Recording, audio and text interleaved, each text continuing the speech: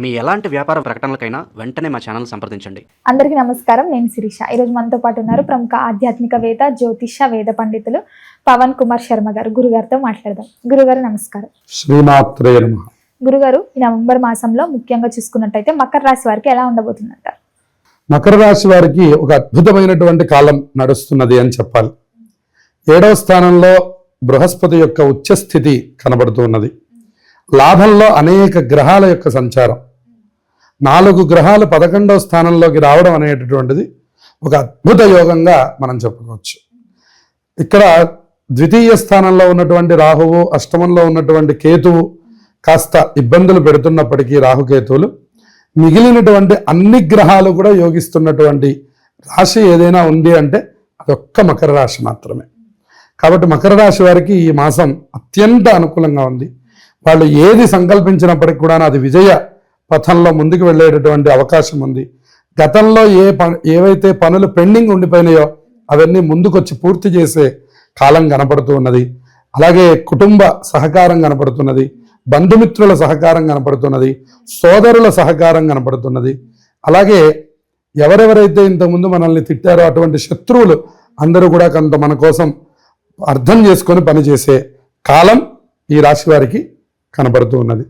ఇక ఉద్యోగపరంగా మనం చూసినట్లయితే ఈ రాశి వారికి అనుకూలమైనటువంటి ఉద్యోగ అవకాశాలు, ఉద్యోగంలో అభివృద్ధి, కొత్తగా ఎవరెవరైతే ఉద్యోగాలు చేయాలో వాళ్ళందరికీ చక్కటి ఇంటర్వ్యూలు జరగడం, ఇవన్నీ కూడా కనపడుతున్నాయి. కళారంగాల్లో ఉన్నటువంటి వాళ్ళకి మంచి అభివృద్ధి, చక్కటి సువర్ణ అవకాశాలు, అలాగే లలిత కళల్లో ఉన్నటువంటి వాళ్ళకి మరింత అనుకూలమైన కాలం, ఇవన్నీ కూడా ఈ మకర రాశి వారికి కనపడుతూ ఉన్నాయి. అలాగే ఆరోగ్యపరంగా మనం గమనిస్తే కూడా అద్భుతమైనటువంటి కాలం. కొద్దిగా మాటని గనక వాళ్ళు నియంత్రించుకోగలిగితే, మాట అదుపులో ఉండగలిగితే ప్రపంచం వశమయ్యే కాలం ఈ రాశి వారికి సూచిస్తున్నది. అలాగే గురుగారు, వివాహం జరగని వారికి వివాహ యోగం ఉందంటారా ఈ మాసంలో? వివాహం అద్భుతమైనటువంటి యోగం ఉంది. ఈ రాశి వారికి గురుబలం బాగా ఉన్నది, శని బలం బాగా ఉన్నది. దానివల్ల వారు సంకల్పిస్తే చక్కటి వివాహం జరిగేటటువంటి అవకాశం ఉన్నది. అయితే ఇక్కడ అవకాశం ఉంది అని అంటున్నారు కదండి అని అనుకోకూడదు. జాతకాన్ని కూడా ఒకసారి పరిశీలించుకొని మనకి ఆ తర్వాత వాళ్ళు నిర్ణయాలు తీసుకుంటే అద్భుతమైన యోగాలు ఈ రాశి వారికి ఉన్నాయి. గురుగారు, ముఖ్యంగా ఈ మకర రాశి అయిన విద్యార్థులకు ఎలా ఉండబోతుందంటారు? విద్యార్థులకు అద్భుతమైనటువంటి కాలం నడుస్తున్నది. ప్రతి పరీక్షలోనూ ఉత్తీర్ణతను సాధిస్తారు. ద్వితీయార్థం ఈ రాశి వారికి చాలా బాగుంది అని చెప్పాలి. ఆ 16 తర్వాత 20 తర్వాత నుంచి ఉన్నటువంటి కాలంలో ఏదైనా పరీక్షలు రాసినా ఉత్తీర్ణత అద్భుతమైనటువంటి ఫలితాలు పొందుతారు. అలాగే గురుగారు, ఈ సంతానం ఉన్న వారికి పిల్లల పట్ల ఎలాంటి జాగ్రత్తలు తీసుకోవాలంటారు? పిల్లల పట్ల ప్రత్యేకమైన జాగ్రత్తలు అవసరం లేదు. వాళ్ళకి అనుకూలమైనటువంటి కాలం నడుస్తున్నది. ఏ పరంగా చూసినప్పటికి కూడాను వీళ్ళకి అనుకూలమైనటువంటి కాలమే. సజావుగా సాగిపోతుంది, అభివృద్ధిగా సాగుతుంది. అలాగే గురుగారు, వివాహం జరిగి సంతానం లేక బాధపడే వారికి సంతాన యోగం ఉందంట. సంతానానికి కూడా అనుకూలమైనటువంటి కాలం. మంగళవార నియమాలు గనక పాటిస్తే తప్పక సంతాన యోగం కలుగుతుంది. అలాగే గురుగారు, ఎవరైనా దూర ప్రయాణాలు చేయాలనుకుంటే ఈ మాసం అంతా అనుకూలమైన చక్కటి అనుకూలం వీళ్ళకి సూచిస్తుంది.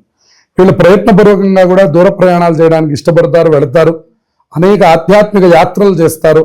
అలాగే విహార యాత్రలు కూడా చేసి చక్కటి ఆనందాన్ని పొందే కాలంగా మనం చెప్పుకోవచ్చు. ఇవన్నీ కూడా నెలాఖరికి జరుగుతాయి అన్నమాట. 15 వరకు కొంత నార్మల్గా గడిచిపోతుంది. 15 దగ్గర నుంచి వీళ్ళ యొక్క స్థితిని మార్చుకొని చక్కగా నవంబర్ నెలాఖరికి చక్కటి ప్రయాణాలు, ఇంకా పై నెలలో ఇంకా బాగా అద్భుతమైన ప్రయాణాలు చేస్తారు. అలాగే గురుగారు, ఎవరైనా కొత్త బిజినెస్ స్టార్ట్ చేయాలనుకుంటే ముఖ్యంగా ఈ మకర రాశి వారికి ఏ బిజినెస్ అనుకూలంగా ఉంటుందంటారు? మకర రాశి వారికి కూడా చక్కటి హోటల్ మేనేజ్మెంట్కి సంబంధించినటువంటి బిజినెస్లు బాగుంటాయి. అలాగే ఫాస్ట్ ఫుడ్ సెంటర్, ఏదైనా ఫుడ్కి సంబంధించిన ఏ బిజినెస్ అయినప్పటికీ కూడా వాళ్ళకి అనుకూలమైనటువంటి వాతావరణం సూచిస్తున్నది. అలాగే గృహయోగం ఉందంటారా గురుగారు? మరి గృహయోగం కూడా అనుకూలంగా ఉంది. చేసే ప్రయత్నాలు విజయవంతమవుతాయి, ఫలిస్తాయి. చక్కగా మీరు ఆ ప్రయత్నాన్ని ప్రారంభం చేయండి. ఆల్రెడీ ప్రయత్నంలో ఉన్న వాళ్ళకు కూడా అనుకూలంగా డబ్బు అందడం, సకాలంలో మనం అనుకున్న రిజిస్ట్రేషన్లు పూర్తవడం, ఇవన్నీ కూడా పూర్తవుతాయి. సకల శుభాలు కలుగుతాయి. గురుగారు, ఈ మాసం అంతా ఇంకా అనుకూలంగా ఉండాలంటే ఏ దైవాన్ని పూజించమంటారు? ఎలాంటి పరిహారాలు చేయాలి? వీళ్ళు జంటనాగులకి సంబంధించినటువంటి పూజ చేయాలి. మనకి శివాలయాల్లో ఉండే జంటనాగులకి మంగళవారం రోజున పాలు పోస్తూ ఉండడం, లేదా ఆదివారం రోజున పాలు పోస్తూ ఉండడం, లేదా శివుడికి ఏదైనా ఒక నాగాభరణం చేయించి ఇవ్వడం, ఇంట్లో కూడా కొంచెం చిన్న నాగ పడిగ పెట్టుకొని దానికి పాలు పోస్తూ ఉంటే ఈ రాశివారు మరిన్ని శుభ ఫలితాలు పొందడానికి అవకాశం. నవంబర్ నెలంతా కూడా ఆధ్యాత్మికమైనటువంటి మాసం కింద చెప్పాలి. ఎందుకంటే ఇందులోనే కార్తీక మాసం నడుస్తూ ఉన్నది. ఇందులో అనేకమైనటువంటి పర్వదినాలు ఈ నవంబర్ నెలలో మనకి కనబడుతూ ఉన్నాయి. అందులో మనం ముఖ్యంగా గమనిస్తే నవంబర్ 1వ తారీఖు కార్తీక శుద్ధ ఏకాదశి కనబడుతూ ఉన్నది. దానికి మనం ఉత్థాన ఏకాదశి అని పిలుస్తారు.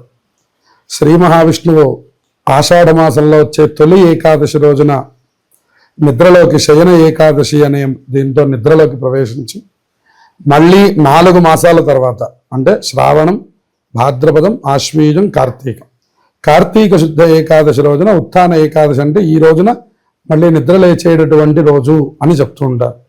ఈ 4 నెలలను చాతుర్మాస్యలు అని పిలుస్తారనమాట. అందుకని ఆషాఢ శుద్ధ ఏకాదశికి ఎంత ప్రాధాన్యత ఉన్నదో తొలి ఏకాదశి అంటాం మనం. అట్లాగే ఇక్కడ కూడా అంతే ప్రాధాన్యత ఉంది. అది ఈసారి మనం 1వ తారీఖు శనివారం రోజున మనం చూడబోతున్నాం. ఇక తర్వాత 2వ తారీఖు క్షీరాబ్ది ద్వాదశి అంటారు. ఆ రోజున అందరూ తులసి పూజ చేయడం, క్షీరాబ్ది శయన వ్రతం అనేటటువంటి వ్రతాన్ని ఆచరించడం, అందరూ తులసి చెట్టు, ఉసిరి చెట్టు పెట్టుకొని అక్కడ 365 ఒత్తులు వెలిగించి ఆ తులసి పూజ చేయడం, తులసి దామోదరులని ఉసిరి చెట్టుకి కళ్యాణం చేస్తూ ఉంటారు. తులసి కళ్యాణము అని. అటువంటి కళ్యాణం చేసేటటువంటి రోజు 2వ తారీఖు మనకు కనపడుతున్నది. ఆ తర్వాత మనకి 5వ తారీఖు పౌర్ణమి కనపడుతున్నది, బుధవారం. 5వ తారీఖున పౌర్ణమాస్య రావడం అనేటువంటిది చాలా విశేషంగా ఈసారి బుధవారం వస్తున్నది. సంఖ్యాపరంగా చూసినా కూడా 5వ తారీఖు చాలా గొప్ప సంఖ్యగా మనకు కనపడుతున్నది. పౌర్ణమి రోజున కూడా చాలా విశేషమైనటువంటి క్రతువులు ఆచరిస్తారు మన వాళ్ళు. తెల్లవారుజామునే స్నానం చేయడం, దేవాలయానికి వెళ్ళడం, దీపాలు వెలిగించుకోవడం, ఆ దీపాలతో పాటు కొన్ని దీపములు దానం చేయడం, దీపదానములు చేస్తూ ఉంటారు. అలాగే దేవాలయంలో శివుడికి అభిషేకం చేస్తూ ఉండడం, అలాగే ఎన్ని వీలైతే అన్ని దీపాలు పెడుతూ ఉండడం, ఉదయం నుంచి సాయంత్రం వరకు ఉపవాసం ఉండడం, సత్యనారాయణ స్వామి వ్రతం చేస్తూ ఉండడం, ఇలా మనకి అనేకమైనటువంటి ఆధ్యాత్మిక కార్యక్రమాలకి కార్తీక పౌర్ణమి అత్యంత విశేషమైనటువంటిది. ఇక సాయంకాలానికి వచ్చేసరికి జ్వాలా తోరణం అని చేస్తారు. శివాలయాల్లో ఒక గడ్డితో వెలిగించినటువంటి ఒక జ్వాల మధ్యలో నుంచి శివపార్వతుల యొక్క ఉత్సవమూర్తుల్ని అటు ఇటు తిప్పుతారు. దాన్ని జ్వాలా తోరణం అంటారు. అది దర్శనం చేస్తే ఒక 10 జన్మలలో చేసిన పాపం పోతుంది అని చెప్తారు. అది కూడా ఈసారి మనకి 5వ తారీఖు మనకు కనపడుతున్నది. ఇక తర్వాత మనకి 8వ తారీఖు సంకష్టహర చతుర్థి ఉన్నది. సంకష్టహర చతుర్థి మనకి ప్రతి నెల వస్తూ ఉంటుంది. కానీ కార్తీక మాసంలో, శ్రావణ మాసంలో, మాఘ మాసంలో ఇటువంటి వాటికి ప్రత్యేకతల్ని చెప్పారు. కార్తీక మాసంలో వచ్చేటటువంటి సంకష్టహర చతుర్థి మళ్ళీ 8వ తారీఖు శనివారం రాబోతున్నది. అది కూడా చాలా విశేషమైనటువంటిది. ఎవరెవరైతే ఏలినాటి శనితో బాధపడుతున్నారో వాళ్ళు ఆ రోజున అందరూ ఉపవాసం ఉండి తప్పకుండా గణపతి ఆరాధన చేస్తే వాళ్ళందరికీ శని బాధలు తొలగిపోతాయని చెప్పారు. ఎందుకంటే మనందరికీ తెలిసిన కథ, శని భగవానుడు రోజు వచ్చి ప్రతి దేవతని కూడా ఆయన పీరియడ్ వచ్చినప్పుడు ఆయన తప్పకుండా ఆయన పీడిస్తాడు. అలా శివుడి దగ్గరికి రావడము మనకి తెలుసు. కానీ గణపతి దగ్గరికి వచ్చినప్పుడల్లా ఆయన రేపు రా అంటున్నాడు. ఆయన వచ్చిన ప్రతిసారి రేపు రా అంటున్నాడు. ఆయన ఎన్నిసార్లు చూసినా కూడా రేపు రా అంటున్నాడని చెప్పని ఆయన చివరికి వెళ్ళడం మానేసేట శని భగవాన్. అందుకని శని పీడలు ఉన్నటువంటి వాళ్ళకి గణపతి ఆరాధన చాలా విశేషమైనటువంటిది. గురుగారు, మొత్తం మీద ఈ నవంబర్ మాసంలో మకర రాశి వారికి ఎలా ఉండబోతుంది, ఏ దైవాన్ని పూజించాలి, ఎలాంటి పరిహారాలు చేసుకోవాలో తెలియజేసినందుకు ధన్యవాదాలు. శుభమస్తు.